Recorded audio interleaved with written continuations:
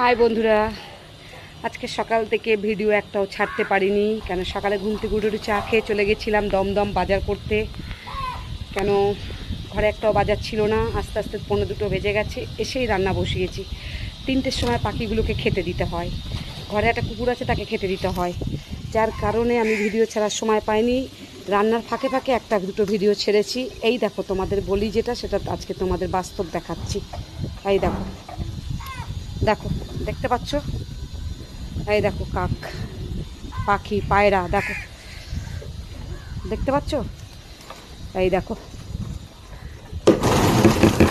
ওই দেখো, ওই দেখো, ওই দেখো, ওই দেখো।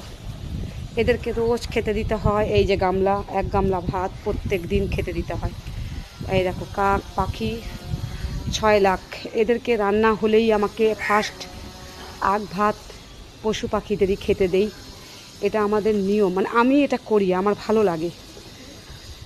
তা দেখতেই পারছো, এই দেখো কত পায়রা, পাখি, পায়রা, কাক, পাখি সব দেখতে পাচ্ছ কত এসছে। এই দেখো, যাক খুব ভালো লাগে।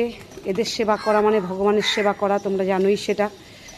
দেখতেই পাচ্ছ, এই দেখো সব খাবে এবার। এই দেখো ভাগে ভাগে দিয়েছি। মনটা খুব শান্তি লাগে এদেরকে খাইয়ে। এরাই হচ্ছে ঈশ্বর।